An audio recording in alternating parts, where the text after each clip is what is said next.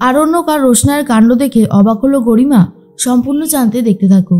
রোশনাই তো বেরোবে, আর এটা নিয়ে জাহ্নবী একের পর এক প্রশ্ন করতে থাকে রোশনাইকে, আর বলে, তুমি বেনারসে কবে যাচ্ছ? রোশনাই বলে, এই তো 2-3 দিন পরেই আমি এখান থেকে চলে যাব। জাহ্নবী বলে, তুমি টিকিট কেটেছ তুমি যে বেনারসে যাবে? রোশনাই বলে, না এখনও কাটা হয়নি, তবে খুব শিগগিরই কাটবো। জাহ্নবী বলে, ট্রেনের টিকিটের কি অবস্থা থাকে তুমি হয়তো জানো না। এত আগে টিকিট কাটতে হয়, আর তুমি সেখানে টিকিট কাটোইনি, তারপর আবার বলছো বেনারস যাবে। কি করে যাবে তুমি? আমিও সেটাই দেখতে চাই। আর তাছাড়া তুমি এত স্লো কাজ করছো কেন? রোশনাই বলে, আমি তো বুঝতে পারিনি, আর পরীক্ষার ডেটটাও বুঝতে পারছিলাম না কবে পড়বে, সেই জন্যই এতদিন টিকিটটা কাটতে পারিনি। তবে আশা করি খুব তাড়াতাড়ি আমি টিকিটটা কাটবো, আর সেরকম যদি হয় নাহলে আমি জেনারেলে চলে যাব। জাহ্নবী বলে, কি তুমি জেনারেলে যাবে?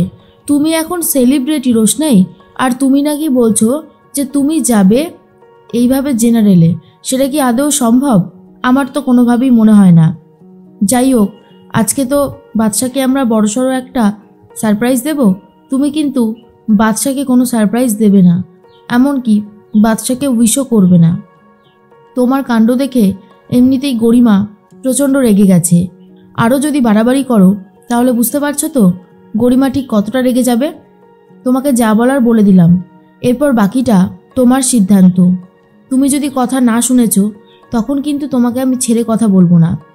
বড় মা বলে, ওকে এবার যেতে দাও, ওর তো দেরি হয়ে যাচ্ছে, আর যত দেরি হবে ফিরতেও তো ততটাই লেট হবে, সেটা বুঝতে পারছো না?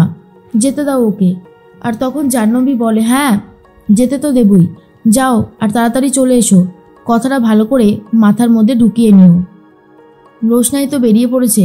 বড় মা বলে, সাবধানে যেও রোশনাই, আর অবশ্যই তাড়াতাড়ি ফিরে এসো।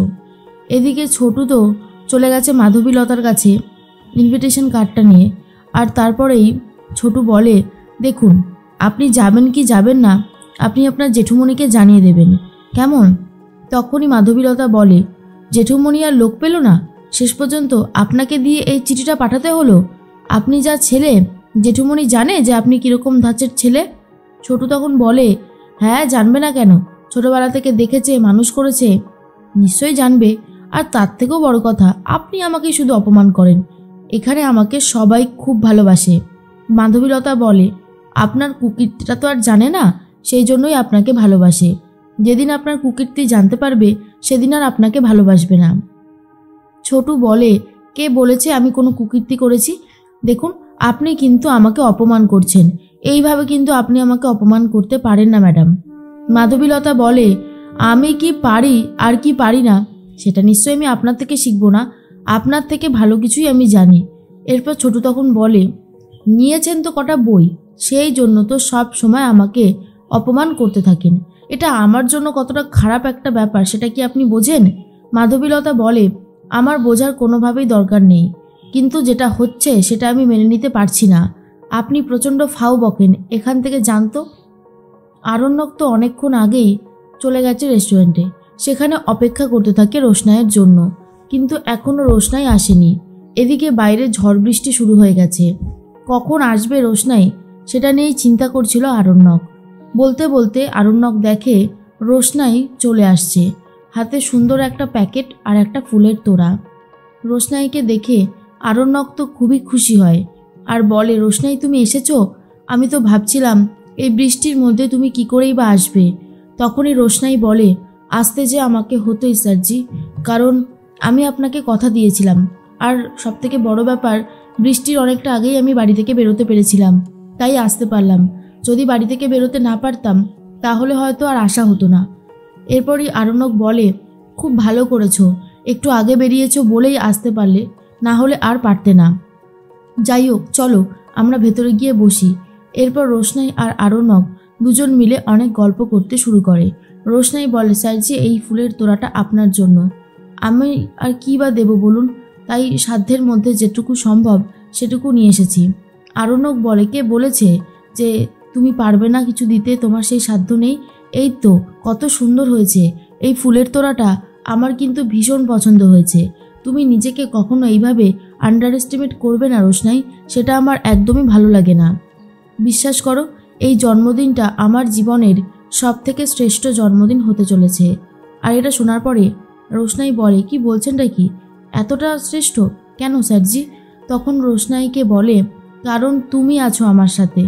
সামনের বছর জানি না কি হবে, তবে এবছরে তো তুমি আছো, এখন তুমি আছো, তাই জন্যই তো এই জন্মদিনটা আমার কাছে আমার জীবনের শ্রেষ্ঠতম জন্মদিন। আমার খুবই ভালো লাগছে, বিশ্বাস করো। এর মধ্যেই মনে মনে একটা কথাই ভাবতে থাকে রোশনাই, আমি এই যে বেনারস যাব, বেনারস থেকে আর আমি ফিরবো না। বেনারস থেকে ফিরলে হবে না, কারণ যেভাবে স্যারজি আর আমি একে অপরের কাছাকাছি চলে আসছি, এটা গরিমা দিদির চোখে ঠিক ধরা পড়বে, আর তখন স্যারজিকে আবার ভুল বুঝবে, আরও অশান্তি হবে। তাই আমি এটা কোনোভাবেই হতে দেব না, কিছুতেই না। তার মধ্যেই রোশনাই বলে, স্যারজি বলুন আপনি কি খাবেন, আপনার জন্য আমি কি অর্ডার করব? আরণ্যক বলে, একদমই না, আজকে আমি তোমাকে খাওয়াবো। আজ তো আমাকে সবাই খাওয়াবে, কিন্তু আমি স্পেশালি তোমাকে খাওয়াবো। রোশনাই বলে, আজ আপনার জন্মদিন আর আপনি বলছেন কি না আমাকে খাওয়াবেন? এইটা কেমন করে হয়? না না, এটা হবে না, এটা আমি কোনোভাবেই মেনে নিতে পারবো না। স্যারজি প্লিজ জেদ করবেন না, এরকম করলে আমার খুবই খারাপ লাগবে। আচ্ছা স্যারজি, আমি যে বেনারস যাব, আপনি সেই প্রোটেকশনের ব্যবস্থা করেছেন? তখন আরণ্যক বলে, এখনও করিনি, তবে খুব শীঘ্রই আমি একটা লিখিত জমা দেব পুলিশের কাছে, তারপর দেখি ওরা কি করতে বলে। ওনারা যেমনটা বলবেন বাকিটা আমি ঠিক সেভাবেই করে দেব। রোশনাই, তুমি এখান থেকে বেনারস গিয়ে রাজীবের সাথে সংসার শুরু করবে, তাই না? আর এটা শোনার পরে রোশনাই বলে, এসব আপনি কি বলছেন?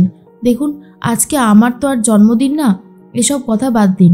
আজ আপনার জন্মদিন, তাই আজকে আপনি দুজন মিলে কথা বলবো আপনার বিষয়ে। বলুন না স্যারজি, আজ আপনার কেমন লাগছে? আরণ্যক বলে, সত্যি কথা বলতে আজ আমার অনেক ভালো লাগছে রোশনাই। জানো তো, জীবনে এমন অনেক কিছু থাকে যেগুলো ভাষায় প্রকাশ করা যায় না, কিন্তু ভেতর থেকেই একটা অন্য রকমের আনন্দ হতে থাকে। ঠিক সেটা আজকে আমার সাথে হচ্ছে। এদিকে গরিমা তো চলে এসেছে সারপ্রাইজ পার্টি দিতে, কিন্তু এত রাত হয়ে গেছে, এখনও ফেরেনি আরণ্যক, আর রোশনাইও বাড়িতে নেই।